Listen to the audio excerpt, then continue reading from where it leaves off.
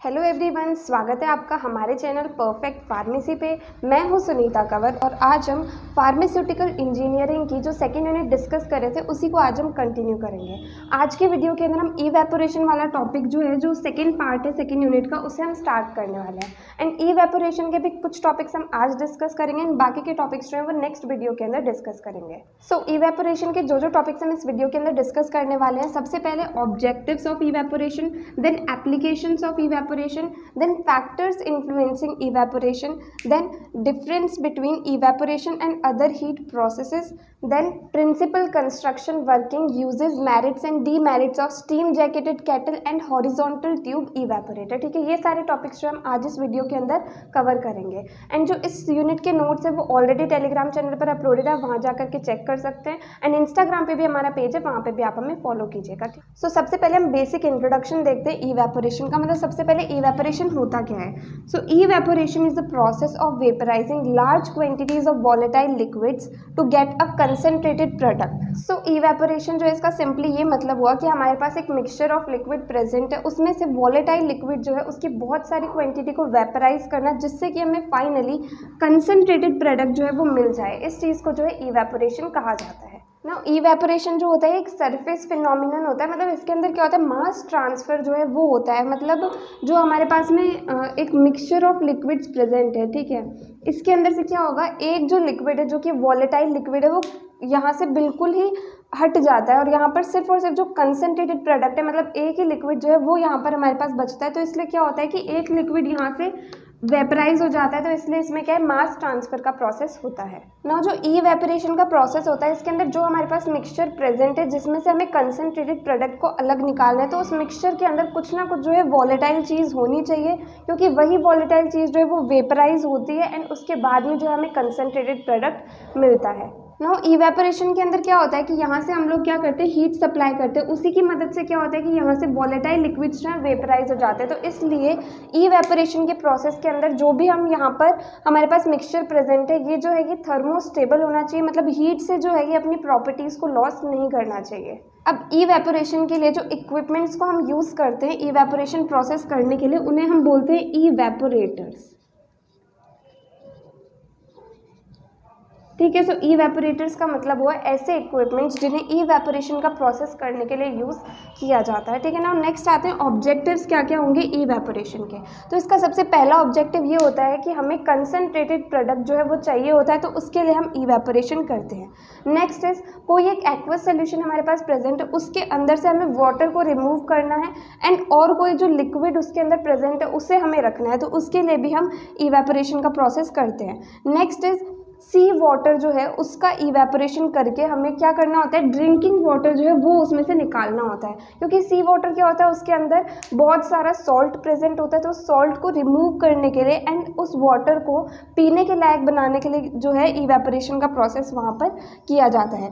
Next is to get solid free water which is used in boilers for chemical processes. So evaporation जो है इससे solid free water जो है वो हमें मिलता है, जिसे हम बॉयलर्स के अंदर यूज़ करते हैं केमिकल प्रोसेसेस के लिए। ठीक है ना। नेक्स्ट आती है एप्लीकेशंस क्या क्या होंगी इवेपोरेशन की। सबसे पहली एप्लीकेशन ये है कि इवेपोरेशन जो है इसे बल्क ड्रग्स के मैन्युफैक्चरिंग के अंदर यूज़ किया जाता है। सो फार्मास्यूटिकल इंडस्ट्रीज़ के अंदर जो है या फिर कोई भी केमिकल इंडस्ट्रीज़ है उनके अंदर जहाँ पर ड्रग्स जो है उन्हें प्रोड्यूस करा जाता है, ड्रग्स को बनाया जाता है, तो वहाँ पर जो है इवेपोरेशन का रोल रहता है। Next application is manufacture of biological products. तो इवेपोरेशन जो है ये बायोलॉजिकल प्रोडक्ट्स के मैन्युफैक्चरिंग के अंदर भी इसका रोल रहता है। अब बायोलॉजिकल प्रोडक्ट्स हो गए जैसे कि पेनिसिलिन एंटीबायोटिक हो गई, इंसुलिन हो गई, प्लांट प्रोडक्ट्स हो गए, ये सारे जो बायोलॉजिकल प्रोडक्ट्स हैं उन्हें मैन्युफैक्चर करने के लिए भी इवेपोरेशन जो है इसका रोल रहता है। Next is use to prepare liquid extract और soft extract. So liquid extract बनाने के लिए या फिर सॉफ्ट एक्सट्रैक्ट बनाने के लिए भी इवेपोरेशन का रोल रहता है। Next is use to get demineralized water for drinking purpose. So पीने के लिए जो डीमिनरलाइज्ड वाटर होता है इसे बनाने के लिए भी इवेपोरेशन प्रोसेस जो है इसका रोल रहता है। Next is use for preparation of enzymes, hormones and antibiotics. So enzymes, hormones and antibiotics, इन्हें प्रिपेयर करने के लिए भी कहीं ना कहीं इवेपोरेशन जो है ये काम आता है। तो ये सारी जो है इवेपोरेशन की एप्लीकेशंस हो गए, मतलब इवेपोरेशन की मदद से ये सारे काम जो है हम लोग करते हैं। सो ये था basic introduction, objectives and applications of evaporation. Next topic is factors influencing evaporation. So इस टॉपिक के अंदर हम ये जानेंगे कि इवेपोरेशन जो है उसे इन्फ्लुएंस करने वाले फैक्टर्स कौन कौन से हैं, मतलब किन किन फैक्टर्स की वजह से इवेपोरेशन का प्रोसेस या तो फास्ट हो जाता है, कम हो जाता है या सेम रहता है। तो वो चीज़ हम इस टॉपिक के अंदर डिस्कस करेंगे। सो हमारे पास 6 फैक्टर्स है जो इवेपोरेशन को इफेक्ट करते हैं। First one is temperature, second is vapour pressure, third is surface area, fourth is moisture content of the feed, then next is type of product required, next is time of exposure. ठीक है, ये सारे factors जो हैं वो evaporation को influence करते हैं। सबसे पहले हम डिस्कस करते हैं टेम्परेचर के बारे में। तो जो रेट ऑफ इवेपोरेशन होती है वो डायरेक्टली प्रोपोर्शनल होती है टेम्परेचर के, मतलब अगर हम टेम्परेचर को इंक्रीज करते हैं तो उससे क्या होगा, रेट ऑफ इवेपोरेशन जो है वो भी इंक्रीज होती है। ठीक है, सेम ही वेपर प्रेशर के साथ भी होता है। वेपर प्रेशर की जो रेट ऑफ इवेपोरेशन होती है वो डायरेक्टली प्रोपोर्शनल होती है। जितना ज़्यादा हमारे पास वेपर प्रेशर होगा उतनी ही ज़्यादा जो है रेट ऑफ इवेपोरेशन होगी। Next is surface area. Surface area में भी सेम होता है, जितना ज़्यादा सरफेस एरिया होता है उतनी ही ज़्यादा रेट ऑफ इवेपोरेशन होती है। सो सरफेस एरिया से जो है rate of evaporation directly proportional होती है। ठीक है, now next is moisture content of the feed. तो इसका क्या मतलब हुआ, जिस चीज़ का हमें इवेपोरेशन करना है उसे हम फीड कह सकते हैं। सो जिस चीज़ का हमें इवेपोरेशन करना है उसके अंदर कितना जो है मॉइस्चर कंटेंट प्रेजेंट है, इसके ऊपर भी रेट ऑफ इवेपोरेशन जो है वो डिपेंड करती है। क्योंकि जितना ज़्यादा उसके अंदर मॉइस्चर कंटेंट होगा तो मॉइस्चर की वजह से क्या होता है कि कोई भी जो हमारे पास में चीज़ है वो ख़राब हो जाती है, उसका डिकम्पोजिशन होने लग जाता है। तो इस वजह से मॉइस्चर कंटेंट जितना कम होगा उतना ही हमारे लिए बेटर रहेगा। एंड इवेपोरेशन जो है वो हमें कंट्रोल्ड टेम्परेचर के ऊपर करनी चाहिए, क्योंकि अगर टेम्परेचर बहुत ज़्यादा होता है तो डिकम्पोजिशन के चांसेस जो होते हैं वो बहुत ज़्यादा बढ़ जाते हैं। Next is type of product required, मतलब फाइनल प्रोडक्ट जो है वो हमें किस तरीके का चाहिए उसके ऊपर भी रेट ऑफ इवेपोरेशन जो है वो डिपेंड करती है। क्योंकि हमें फाइनल प्रोडक्ट किस तरीके का चाहिए उसके ऊपर डिपेंड करता है कि हम कौन से इक्विपमेंट को यूज़ करेंगे इवेपोरेशन के लिए। ठीक है, next is time of exposure. So time of exposure जो है इसका मतलब ये हुआ कि हम इवेपोरेशन के लिए जो भी हमारे पास में फीड है उसे हम कितनी देर के लिए इवेपोरेशन के लिए रखेंगे। ठीक है, उसे हम कहेंगे टाइम ऑफ एक्सपोजर। सो जितना ज़्यादा टाइम ऑफ एक्सपोजर होगा इवेपोरेशन भी उतना ही ज़्यादा होगा। बट यहाँ पर एक कंडीशन होती है कि अगर हम इवेपोरेशन कर रहे हैं, ठीक है, इसके अंदर हमारे पास कुछ फीड प्रेजेंट है जिसका हम इवेपोरेशन करें, तो इवेपोरेशन के अंदर क्या होता है कि हम उसको हीट प्रोवाइड करते हैं। ठीक है, तो जब हम हीट प्रोवाइड कर रहे हैं एंड उससे इवेपोरेशन हो रहा है तो इसके लिए ये कंडीशन होती है कि जो यहाँ पर हमारे पास कंस्टिट्यूएंट प्रेजेंट है ये थर्मोस्टेबल होने चाहिए, मतलब टेम्परेचर से डिस्ट्रॉय नहीं होने चाहिए, तभी हमारे पास जो है rate of evaporation directly proportional होगा टाइम ऑफ एक्सपोजर के। ठीक है, सो ये थे फैक्टर्स जो कि इवेपोरेशन को इन्फ्लुएंस करते हैं। Now next topic is difference between evaporation and other heat processes. So इस साइड हमने इवेपोरेशन के पॉइंट्स लिखे हैं, यहाँ पर दूसरे हीट प्रोसेसेस जैसे कि ड्राइंग, डिस्टिलेशन, क्रिस्टलाइजेशन, ठीक है, इनके पॉइंट्स हमने यहाँ पर लिखे हैं। तो यहाँ पर हम देखेंगे कि इवेपोरेशन एंड जो दूसरे हीट प्रोसेसेस होते हैं उनके बीच में डिफरेंस क्या होता है। सबसे पहला पॉइंट, इवेपोरेशन के अंदर क्या होता है, जो रेजिड्यू होता है वो एक कंसनट्रेटेड लिक्विड होता है। तो इवेपोरेशन जो है इसका मेन मकसद भी हमारे पास यही होता है कि हमें कंसनट्रेटेड लिक्विड चाहिए होता है, तो इसलिए इसमें क्या होता है कि फाइनल रेजिड्यू जो होता है वो एक कंसनट्रेटेड लिक्विड होता है। बट ड्राइंग के अंदर क्या होता है, जो रेजिड्यू होता है वो सॉलिड होता है, मतलब लास्ट में जो बची हुई चीज़ होती है वो होती है हमारे पास में सॉलिड। ठीक है, so first difference is this. Next is evaporating liquid is only one component in most of the cases. So most of the cases जो होते हैं evaporation के, उसके अंदर जो evaporating liquid होता है, मतलब ये हमारे पास में मिक्सचर है, यहाँ से हम इसे हीट प्रोवाइड कर रहे हैं, तो जो evaporate होने वाला लिक्विड होता है वो सिर्फ और सिर्फ एक ही कंपोनेंट होता है मोस्ट ऑफ द केसेस के अंदर।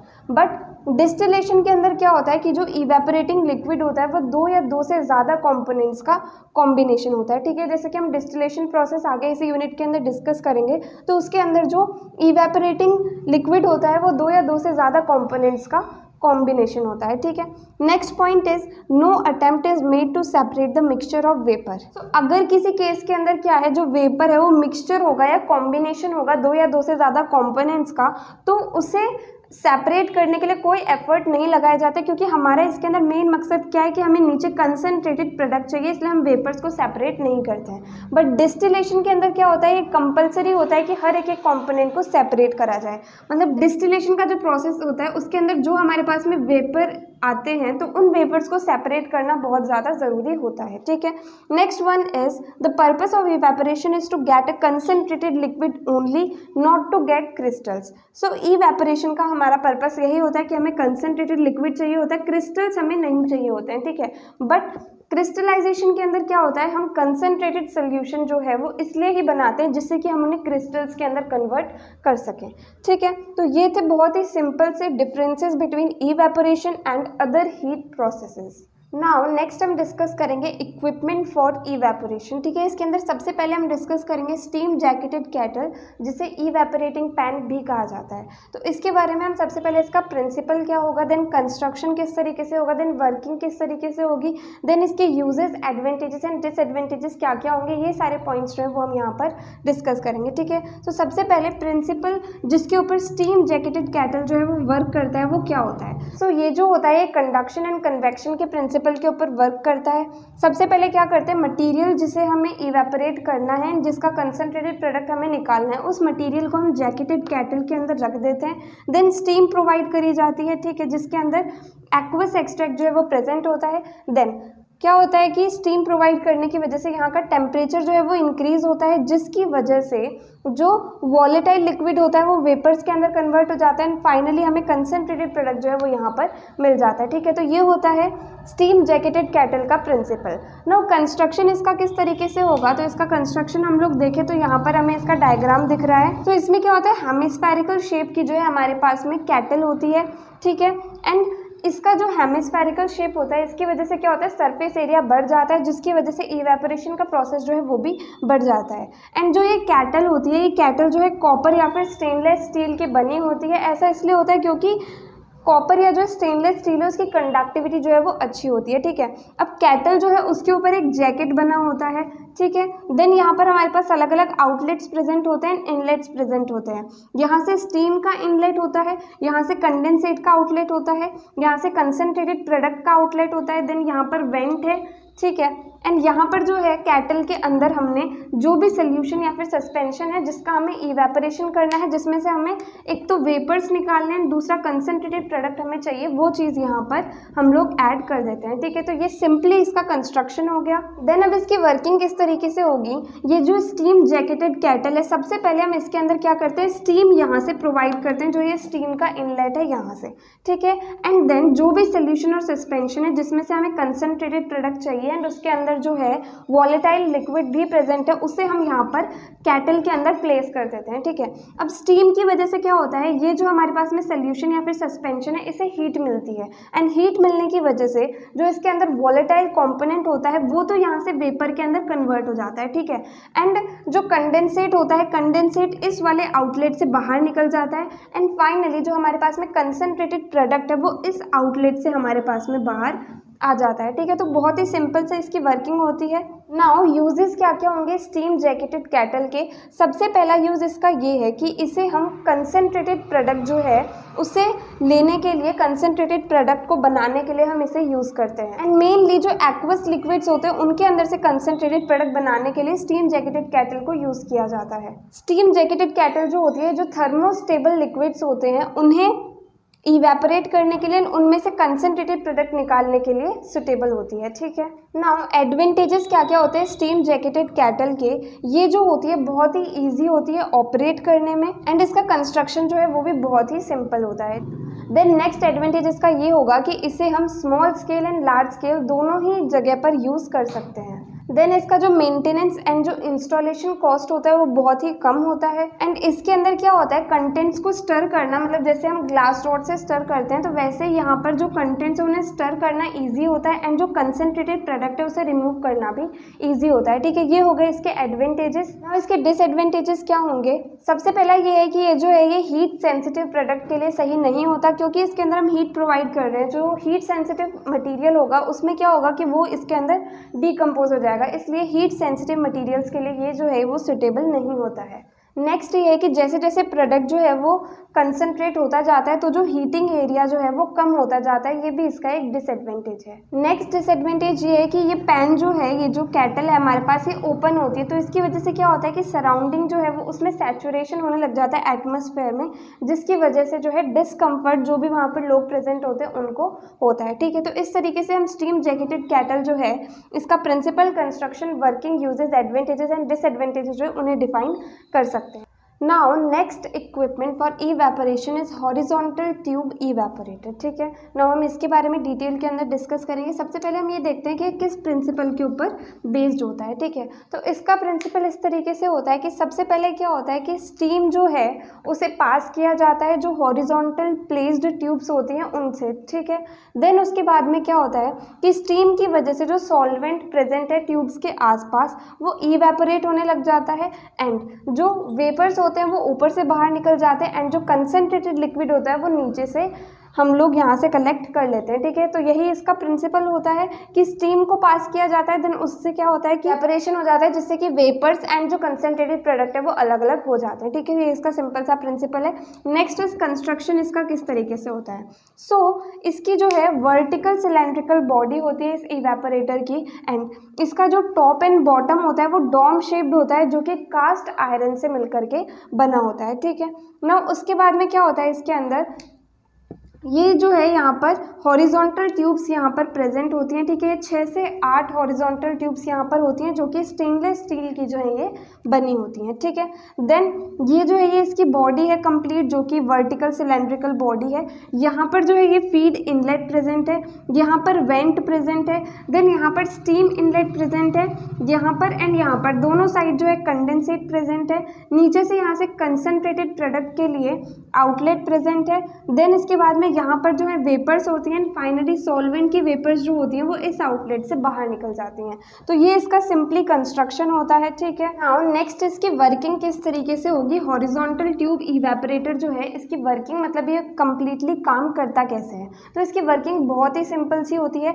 सबसे पहले हम फीड इनलेट जो है यहाँ से हम जो है उसको इंट्रोड्यूस करते हैं इसके अंदर, जो भी चीज़ जो है जिसका हमें कंसनट्रेटेड प्रोडक्ट अलग निकालना है, वेपर उसमें से सेपरेट करना है, और जिसका हमें इवेपोरेशन करना है उस चीज़ को हम यहाँ से इसके अंदर इंट्रोड्यूस करते हैं। ठीक है, दूसरी तरफ हम यहाँ से जो है स्टीम को इसके अंदर एंटर करवाते हैं। ठीक है, अब ये स्टीम जो होती है हॉरिजॉन्टल ट्यूब्स के आसपास की घूमती है जिसकी वजह से ट्यूब्स जो है उनको गर्म कर देती है।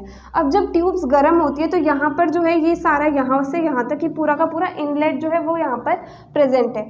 तो ये इनलेट जो है इसका इवेपोरेशन होने लग जाता है एंड वेपर्स जो है वो यहाँ पर आ जाते हैं। ठीक है, एंड ये वेपर्स जो होते हैं कुछ देर के बाद में जब बहुत सारे वेपर्स हो जाते हैं तो ये यहाँ से निकलने स्टार्ट हो जाते हैं। ये आउटलेट है वेपर्स के लिए, तो ये यहाँ से निकलने स्टार्ट हो जाते हैं एंड जब तक कि लिक्विड जो है वो थिक होता जाए एंड जो कंप्लीट कंसनट्रेटेड प्रोडक्ट के अंदर कन्वर्ट ना हो जाए तब तक ये इवेपोरेशन का प्रोसेस चलता है एंड फाइनली जब हमारे पास में कंसनट्रेटेड प्रोडक्ट यहाँ पर बन जाता है तो उसे हम नीचे इस आउटलेट से कलेक्ट कर लेते हैं। ठीक है, तो इस तरीके से सिंपली इसकी वर्किंग होती है। यहाँ से इनलेट हम लोग डालते हैं, यहाँ से स्टीम हम लोग डालते हैं एंड हॉरिजॉन्टल ट्यूब्स जो हैं ये गर्म हो जाती हैं जिससे इवेपोरेशन का प्रोसेस स्टार्ट हो जाता है। सॉल्वेंट की वेपर यहाँ से निकल जाती है, कंसनट्रेटेड प्रोडक्ट हमें यहाँ पर मिल जाते हैं एंड स्टीम जब हम प्रोवाइड करते हैं तो उसके बाद में जो कंडेंसेट होता है उसके लिए हमारे पास 2 यहाँ पर आउटलेट है, यहाँ से जो है कंडेंसेट बाहर निकल जाता है। ठीक है, नाउ यूजेस क्या क्या होते हैं हॉरिजॉन्टल ट्यूब इवेपोरेटर के। सबसे पहला यूज इसका ये है कि इसे हम pharmaceutical pulp and paper industry जो है इसके अंदर हम इसे यूज़ करते हैं। नेक्स्ट इज इसे हम यूज़ करते हैं डिस्टिल्ड वाटर बनाने के लिए जो कि बॉयलर फीड के अंदर यूज़ होता है। ठीक है, नाउ इसके एडवांटेजेस एंड डिसएडवांटेजेस क्या होंगे, तो एडवांटेजेस और मेरिट्स एक ही बात होती है, तो इसकी मेरिट्स क्या होंगी। ये जो होता है हॉरिजॉन्टल ट्यूब इवेपोरेटर ये चीप होता है, मतलब सस्ता होता है एंड इसे इंस्टॉल करना बहुत ही ईजी होता है। ठीक है, नाउ नेक्स्ट इसका एडवांटेज क्या होगा, हॉरिजॉन्टल ट्यूब इवेपोरेटर जो होता है ये नॉन विस्कस लिक्विड्स के लिए सुटेबल होता है जो कि इवेपोरेशन के द्वारा क्रिस्टलाइज नहीं होते हैं। ठीक है, नेक्स्ट इज ये सुटेबल होता है बैच प्रोसेसेस के लिए भी एंड कंटिन्यूस प्रोसेसेस केसेस के लिए भी, दोनों ही ऑपरेशंस के लिए हॉरिजॉन्टल ट्यूब इवेपोरेटर जो है ये सुटेबल होता है, ठीक है। नाउ इसके डिसएडवांटेजेस या फिर डीमेरिट्स क्या होंगे। सबसे पहला इसका डिसएडवांटेज ये है कि ये जो है विस्कस लिक्विड्स जो होते हैं उसके लिए हॉरिजॉन्टल ट्यूब इवेपोरेटर सुटेबल नहीं होता है। नेक्स्ट इज इसकी जो कैपेसिटी होती है वो बहुत ही कम होती है अगर हम दूसरे इवेपोरेटर से कंपेयर करें तो, ठीक है। सो इस तरीके से हम कंप्लीट हॉरिजॉन्टल ट्यूब इवेपोरेटर को एक्सप्लेन कर सकते हैं। यहाँ पर जो भी टॉपिक्स हमें आज डिस्कस करने थे वो कंप्लीट होते हैं। बाकी के टॉपिक्स जो है इवेपोरेशन के वो हम नेक्स्ट वीडियो के अंदर डिस्कस करेंगे। सो अगर आपको ये वीडियो हेल्पफुल लगी हो तो प्लीज़ आप इस वीडियो को लाइक करना, ज़्यादा से ज़्यादा लोगों को शेयर करना और चैनल को सब्सक्राइब करना। एंड अगर आपको इस वीडियो के अंदर कोई भी डाउट आए तो आप कमेंट सेक्शन में पूछ सकते हैं। And thank you so much इस वीडियो को एंड तक देखने के लिए एंड चैनल को सपोर्ट करने के लिए।